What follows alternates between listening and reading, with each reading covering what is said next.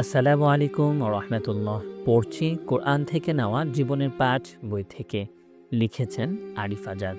গল্প যে আধারের রং নীল। সূরা আল ফালাকে আমরা বহুবিধ জিনিসের অনিষ্ট থেকে আল্লাহর কাছে পানাহ চাই, এবং সেই অনিষ্টগুলোর একটা হলো আচ্ছন্ন হয়ে আসা রাত্রির অনিষ্ট। অমিং শাররি গাসিকিন ইযা ওয়াকাব। আর আমি আশ্রয় চাইছি রাতের অনিষ্ট থেকে, যখন তা আচ্ছন্ন হয়ে আসে। তাফসীরকারকগণ এই আয়াতের বেশ কয়েকটা ব্যাখ্যা করেছেন।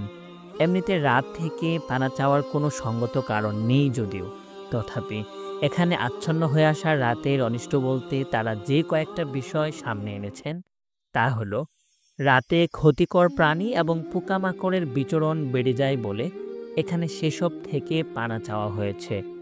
রাতে ক্ষতিকর আত্মারা, অর্থাৎ যে সমস্ত খারাপ জিন মানুষের অপকার সাধন করে, তাদের বিচরণও বাড়ে বলে এখানে সেসব থেকেও পানা চাওয়া হয়েছে। এছাড়া যে সকল মানুষের মনে খারাপ অভিসন্ধি কাজ করে, যারা খুব অপরাধপ্রবণ, খুন খারাপি, ডাকাতি রাহাজানির সাথে জড়িত, তারাও তাদের জন্য উপযুক্ত সময় হিসেবে রাতকে বেছে নেয় বলে এখানে রাতের সেই সমস্ত খারাপি থেকে পানাহ চাওয়া হয়েছে। এ সকল ব্যাখ্যা তো আছেই, সেসবের সাথে কেউ কেউ আরও একটি ব্যাপার যোগ করেছেন, আর তা হলো রাত নামলে শয়তান তার ওয়াসওয়াসা নিয়ে মানুষের মনে জোরালোভাবে প্রবেশ করে এবং তাকে নিমজ্জিত করায় নানাবিধ পাপে। তাই অন্ধকার রাতে এই সমস্ত শয়তানের ওয়াসওয়াসা থেকে বাঁচতে আল্লাহর কাছে এখানে সাহায্য চাওয়া হয়েছে। রাতের অন্ধকার আচ্ছন্ন হয়ে এলে শয়তানের ওয়াসওয়াসা বেড়ে যায়।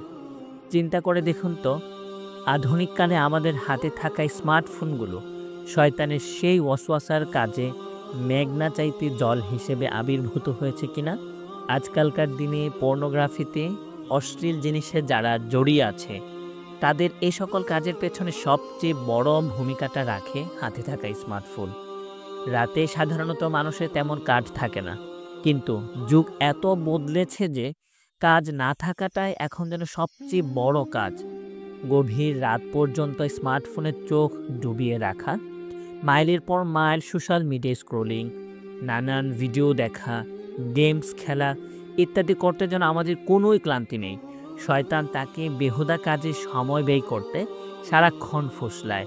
শয়তানের ফাঁদে পা দিয়ে আস্তে আস্তে এই ভিডিও থেকে ও ভিডিও, এই সাইট থেকে ওই সাইট, এই লিঙ্ক থেকে ওই লিঙ্ক করতে করতে সে যে কখন কোন চূড়াবালিতে ডুবে যায় তার কোনো খেয়াল থাকে না।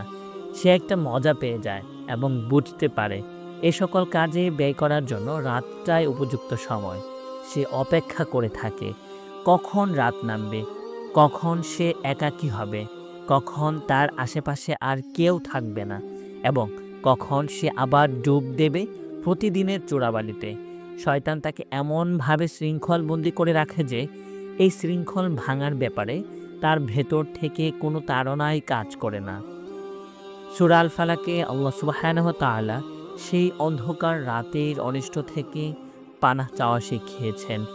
যে অন্ধকার রাতে মানুষ ডুব দেয় আরও গভীর অন্ধকারে, ঘর জোরে অন্ধকার, কিন্তু কোনো এক কোণায় ফোন থেকে বিচ্ছুরিত হচ্ছে এক টুকরো নীল আলো। সেই নীল আলো মানুষকে টেনে নিয়ে যায় নীল রঙা অন্ধকারের জগতে। উষার রব আমাদেরকে সেই অন্ধকার এবং তার অনিষ্ট থেকে বেঁচে থাকবার তৌফিক দান করুন। আমিন।